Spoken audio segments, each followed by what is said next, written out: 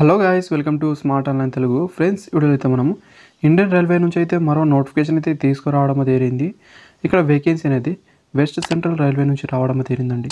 Apprenticeship notification అయితే ఉంటుంది. Apprenticeship అనేది ఇక్కడ మీరు 1 ఇయర్ కంప్లీట్ అనేది చేసుకుంటే రైల్వేలో వచ్చే గ్రూప్ డి ఉద్యోగాల్లో అనేది 20% రిజర్వేషన్ అయితే మీకు ఉంటుందని తెలిసి ఉంటుంది. కాబట్టి మీ దగ్గర క్వాలిఫికేషన్ ఉంటే అప్లై అనేది చేసుకోవడానికి ట్రై అనేది చేయండి. ఆన్లైన్ ద్వారా మాత్రమే మీరు అప్లికేషన్ అయితే చేసుకోవాల్సి అయితే ఉంటుంది.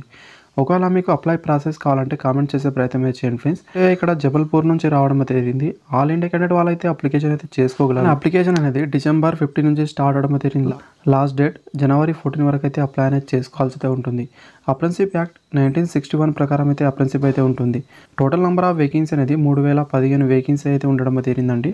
మీరు జస్ట్ ఎలాంటి ఎగ్జామ్ కానీ ఇంటర్వ్యూ కానీ ఏమైతే ఉండదు. జస్ట్ మీకు అనేది మెరిట్ లిస్ట్ ఆధారంగా షార్ట్ లిస్ట్ చేసి తీసుకోవడం అయితే జరుగుతుంది.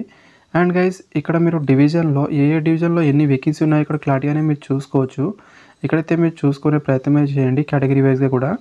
అండ్ ఎలిజిబిలిటీ క్రైటీరియా చూసుకుంటే ఏజ్ లిమిట్ విషయానికి వస్తే 15 సంవత్సరాల నుంచి అయితే లాస్ట్ అనేది 24 సంవత్సరాల వరకు అయితే అప్లై అనేది చేసుకోగలరు. జనరల్ క్యాండిడేట్ వాళ్ళు, ఈడబ్ల్యూఎస్ వాళ్ళకు అయితే, ఎస్సీ ఎస్టీ వాళ్ళకైతే 5 ఇయర్ వరకు, ఓబీసీ వాళ్ళకైతే 3 ఇయర్ వరకు ఏజ్ రిలాక్సేషన్ వర్తిస్తుంది. అండ్ పీడబ్ల్యూడీ క్యాండిడేట్ వాళ్ళకైతే 10 ఇయర్ వరకు ఏజ్ రిలాక్సేషన్ వర్తిస్తుంది. అదేవిధంగా ఎక్సైజ్ మ్యాన్ వాళ్ళకు కూడా ఇక్కడ ఏజ్ రిలాక్సేషన్ వర్తిస్తుంది. అండ్ మినిమం క్వాలిఫికేషన్ అనేది చూసుకుంటే 10th అయితే పాస్ అయిన తర్వాత అయితే మీరు ఐటీ అయితే ఎన్సీయూటీ లేదా ఎస్సీయూటీ నుంచి అయితే ఉండాల్సి అయితే ఉంటుంది. అండ్ 10thలో 50% మార్క్స్తోనే ఉండాల్సి అయితే ఉంటుందండి. వాళ్ళు మాత్రమే ఎలిజిబుల్ అవుతారు. సెలక్షన్లో చూసుకుంటే ఇక్కడ ఓన్లీ మెరిట్ లిస్ట్ ఆధారంగా మాత్రమే తీయడం అయితే జరుగుతుందండి. మీకు ఎలాంటి రైటింగ్ ఎగ్జామ్ కానీ ఇంటర్వ్యూ కానీ ఏమైతే ఉండదు. ఇక్కడ క్లారిటీ అని మీరు చూసుకోవాల్సి అయితే ఉంటుంది.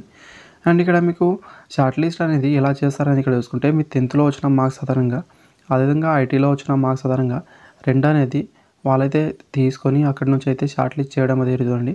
ఈ రెండింటికి కలిపి అయితే మీకు ఎంత పర్సెంటేజ్ వచ్చిందో దాన్ని బట్టి అయితే ఇక్కడ మీకు అనేది షార్ట్ లిస్ట్ అయితే చేస్తారు. అప్లికేషన్ విషయానికి వస్తే SC ST PWD women candidate వాళ్ళకైతే ఓన్లీ 36 రూపీస్ మాత్రమే ఫీజు అనేది పే చేయాల్సి అయితే ఉంటుంది. మిగతా క్యాండిడేట్ వాళ్ళకైతే 136 రూపీస్ అయితే ఫీజు అనేది పే చేయాల్సి అయితే ఉంటుందండి. ఈ 36 రూపీస్ అనేది ప్రాసెసింగ్ ఫీజు అని ఇక్కడ క్లారిటీగా మెన్షన్ అయితే చేశారు. ఇక్కడైతే మీరు చూసుకోవచ్చు. అండ్ గైస్, ఇక్కడ మీరు చూసుకుంటే అప్లికేషన్ చేసేటప్పుడు అయితే ఆ ఫీజు అయితే పే చేయాల్సి అయితే ఉంటుంది. తర్వాత ట్రైనింగ్ పీరియడ్ అనేది 1 ఇయర్ అయితే ఉంటుంది. అదేవిధంగా ట్రైనింగ్ పీరియడ్లో మీకు అనేది స్టైఫండ్ కూడా ప్రొవైడ్ అయితే చేస్తారు. మీకు 1 ఇయర్ చేశారా, 2 ఇయర్ చేశారా దాన్ని బట్టి అయితే మీకు స్టైఫండ్ అయితే ఉంటుంది.